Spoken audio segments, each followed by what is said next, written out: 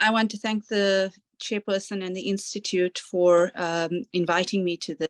Also to thank Hatim for an excellent introduction on the issues that we are tackling today. I think that I'm going to delve into a little bit more on the questions of the Hindutva, but before I do that, I want to also address what we've been looking at in Al-Aqsa most recently with the hurling of the stun grenades, the firing of the rubber-coated bullets, the emitting of the tear gas, Israeli forces storming into Al-Aqsa compound, entering the Qibli mosque, violating the sanctity of the sanctuary, disrupting worshippers who were in quiet contemplation during the holy month of Ramadan, interrupting prayer using brute force, cuffing 400 Palestinians or more, hurling them off to prison. These scenes were broadcast on social media, exposing the ruthlessness of the IDF in what has become a regular occurrence for Palestinians in Ramadan. Every year, Israel intensifies its attack on Palestinian worshippers. This year, Israeli National Security Minister Itamar Ben-Gvir called for Israelis to enter Al-Aqsa on Pesach and to conduct ritual sacrifice on what they believe to be Temple Mount. And Hatim has explained how this annexation of Al-Aqsa is happening. This past weekend, in blatant provocation, more than 1,500 Israeli settlers in 21 groups, escorted by Israeli police, forced their way into the Al-Aqsa compound. This was just a few weeks after the settler mobs rampaged through Palestinian town of Hawara, protected, supported, escorted by the IDF, while they wreaked absolute carnage. Emboldened by the ultra-Orthodox far right-wing government, the pogromists have armed themselves intent on purging Palestinians. If we continue on this trajectory, we are likely to witness war or ethnic cleansing on a mass scale. It's important, however, to discuss the current situation, and it's impossible without acknowledging that the most recent acts of violence and atrocity perpetrated against the Palestinians stem from the origin story of the creation of Israel, built by invading Zionists through the ethnic cleansing, forced displacement of native Palestinians in the name of creating a Jewish nation state with ethno-religious supremacist ideology. The Nakba that began with genocide and the razing of over 500 towns and villages has not ceased for over 70 years. And the denial narrative that this was a land without a people for a people without a land has served to dehumanize and delegitimize Palestinian existence entirely. A notion that is perpetuated and reinforced by the likes of the current Israeli finance minister, Bezalel Smotrich. The success of the Zionist endeavor has been through the support it has received from like-minded supremacist nations that are masked as liberal democracies while continuing to avow their colonial agendas. It hasn't ceased. We are still in a neo-colonial world. Israel owes its very existence to the Balfour Declaration and, of course, as Hatim indicated, Sykes-Picot before that, which was designed by imperialists who were staunch white supremacists. Importantly, the design of the Oslo Accords was essentially the confirmation of the Bantustization of Palestine. But now, even those perceived autonomous regions are increasingly under threat of dispossession by settlers. The irony is that Israel has, until now, managed to hoodwink the world into believing that it is a democratic state under threat, while maintaining its ultra-fascist settler colonial project. Israel has masterfully manipulated and concocted a myth to portray itself as a victim defending against terrorists bent on annihilating Jews from the Middle East. This notion has been dispelled recently by numerous reports by renowned human rights organizations, including Amnesty International, Human Rights Watch, B'Tselem, in declaring Israel an apartheid state. Western powers allied to Israel have been reluctant to accept the indisputable findings, but are finding it increasingly difficult to sway public opinion as social media exposes the atrocities in real time and provides documented evidence of crimes. The controlled media, and oftentimes the diplomatic statements, are repetitive and archaic in the use of balanced language to describe the situation as a conflict between two parties, as if there are two equal parties and not one aggressor, heavily armed state apparatus, and innocent civilians armed with little more than conviction and desire for justice. In concretizing its Zionist quest for the Judaization of Israel, in 2018, the Knesset passed the nation-state law, which makes no qualms in declaring Israel the national home of the Jewish people, to the exclusion of anyone who does not fit the description. This move solidified Israel as an ethno-religious state, ensuring that non-Jewish, Christian, Palestinian, Arab, or any other ethnicity would be regarded as second-class citizens. Whilst Israel continues to pronounce itself as a democracy, this law effectively denounced democratic ideology and entrenched apartheid. Often, the Israeli propaganda machinery have cast Muslim Palestinians as the problem. The Islamophobic premise has endeared Israel to like-minded Islamophobic states. The ultra-Orthodox appear to now be targeting Christianity in addition to Islam. Attacks on Christian holy sanctuaries have become more frequent, and this week there are plans to restrict Christian worship over Easter. We also witnessed the atrocious attack on Shireen Abu Akla's funeral procession. Recently, we also are aware that the United Torah Judaism Party, an ultra-right-wing party, tabled a bill in the Knesset that would declare the propagation of Christianity illegal. Should this bill pass, it would have considerable impact on the support Israel enjoys from the evangelical groups worldwide, but particularly from the USA. Under the new Israeli administration, the Zionist agenda of Judaization has been augmented with more fervor, consecrated with what appears to be calls by the likes of Smotrich and Ben-Gvir for another Nakba. And while the protests between the liberal Democrats and the ultra-nationalists in Israel over the judicial reform appear to show profound differences, this is not translated in the case of settler colonialism and Palestinian rights. Israel's success story, as macabre as it is, has inspired ethnocrats in other countries, notably Narendra Modi in India. The ultra-nationalist Hindutva mirrors the Zionists in their supremacist ideology. Having cultivated a cozy relationship, especially through the arms trade, the far right-wing BJP led by Modi has emulated Israeli apartheid, while still claiming to be the world's largest democratic state. The Hindutva dogma has entrenched a notion of superiority, not just in class and caste structures, but specifically in its Islamophobia.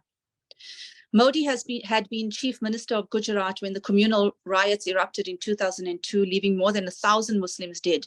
And questions are still rising as to his role in inciting this violence. Under his leadership as prime minister, much like the Israeli nation-state law, the Indian Parliament adopted the Citizenship Act in 2019, which calls into question the citizenship of Muslims in states such as Assam, and seeks to naturalize non-Muslim minorities from neighboring countries with a view to shifting the demographics and changing Assam into a non-Muslim majority state. In the same year, Modi revoked Kashmir's autonomous status, enforcing curfews and closures of the region while deploying additional troops to the already heavily militarized zone, effectively annexing Kashmir in violation of all international laws. The world was silent when this happened. The similarities between Indian occupation of Kashmir and Israeli occupation of Palestine are glaring. India is the most prolific buyer of Israeli arms, surveillance, technology, and defense equipment that have been used against the Kashmiri population in the name of counterterrorism. Both states are notorious for maiming young people, Israel targeting the limbs and India aiming for the eyes, leaving Kashmiris blinded. In addition, there are thousands of Kashmiris who have been disappeared without a trace in the most militarized zone in the world. In 2020, Modi appointed one of his close associates from Gujarat as the governor of Lakshadweep, another Muslim majority region, an island off the coast of Kerala. The governor, who does not speak the local language, introduced new land reforms in languages not understood by the locals that appear to be designed to dispossess local Muslims of their land. He has also limited their contact with the mainland and has invited investors to develop the island for tourism without consultation with the indigenous people. Modi has been particularly insightful in rallying support for his ethno-religious Hindutva agenda, specifically targeting Muslims.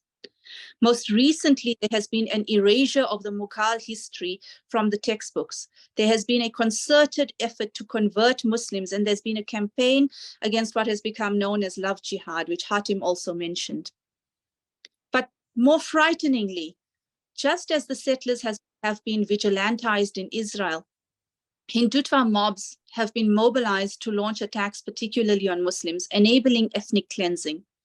This Ramadan, the Muslim minority was mired by attacks, regular interruptions of their prayer by Hindutva mobs, not only in the mosques and masajid, but even in the privacy of their homes. In Maharashtra, Imam Zakir Sayyid Khaja was brutally attacked by a Hindutva mob who entered the mosque, beat him, shaved his beard for refusing to chant a phrase in praise of a Hindu deity. Mosques were attacked during a Hindu festival, including one that was set on fire, just as Muslims broke their fast at the end of the day. A Hindutva mob burnt down an Islamic school during this festival. These attacks have not been reported in mainstream media, and most Western liberal democracies are reluctant to address the atrocities perpetrated, seeking to secure their economic vested interests with India. I would encourage everyone joining us today to get a copy of AzadEssa's recently published book, Hostile Homelands, which interrogates the politics of Zionism and Hindutva and the military-industrial cooperation between the states. I would have hoped that he would have been on this panel today, but I hope in future, inshallah, you'll invite Azad to speak on the complex relationship between these fascist states. It would seem that apart from the general apathy towards the human rights violations, both in occupied Palestine and in India and occupied Kashmir, the world has become disinterested in fighting injustice, especially when it presents as state-sponsored terrorism. Both India and Israel have had utter disregard for the rule of law and have been defiant in their response to human rights organizations. While some leaders have come out lately to condemn certain acts of violence, these seem to be just statements without any real substance. And like Hatim said, the Arab League didn't need to meet, just pull up a statement that you've already issued previously. There continues to be the notion in the West that any criticism of Israel will be perceived as anti-Semitism. But more significant than that is the tacit endorsement of fascism through silence. Both countries continue to act with impunity in their apartheid and their fascist laws, as there appears to be no consequences in the global order that is predicated on supremacy. In the case of Israel, countries in the region and beyond have been racing to normalize relations through the Abrahamic Accords, much to the dismay of their own people. But in finding synergies with and reliance on Israeli technology, often used in their own fascist regimes to quell opposition, there does not seem to be any plan to respond fiercely, either through the existing global human rights structures or by other means. Had these atrocities been committed in any other part of the world, an urgent motion based on the responsibility to protect would have been tabled at the UN Security Council. But the lives of Palestinians and Kashmiris, and perhaps Muslims in general, are seen to be lesser than others. The greatest disappointment is from the Muslim majority countries and those who are led by Muslims, who tend to continue in their silence and in their tacit approval of these atrocities. I would like to add a personal note. I grew up under apartheid in South Africa.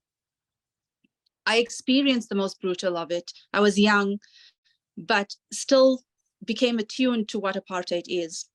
I traveled then to Palestine around the time of the World Conference Against Racism and experienced from a very personal perspective the brutality of Israel, because I look like a Palestinian. And so I felt what a local would. I traveled to Kashmir, occupied Kashmir in the early 2000s. Again, I look like a Kashmiri. And so I'm treated as a Kashmiri, despite having held a diplomatic passport at the time. I experienced the apartheid in these countries. And I can fairly say that the level of aggressive tactics perpetrated in both Israel against the Palestinians and in occupied Palestine, as well as in occupied Kashmir, are far worse than what we experienced as South Africans. What Hatim has said about the BDS is important. It does work. I want to give an example that in 2012, we managed to get the South African government to adopt BDS officially and curb its trade with Israel. I recently looked into this, and we have more than halved the trade from what was 1.2 billion US dollars to now under $500 million. Civil society in South Africa has also been working to apply pressure on government in terms of its relations with India.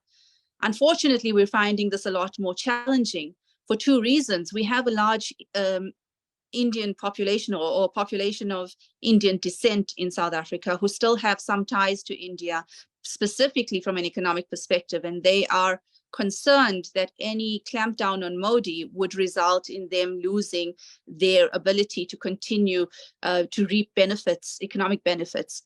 But also because South Africa is a member of BRICS and of IPSA and has strategic relations with India. So this is becoming a lot more difficult.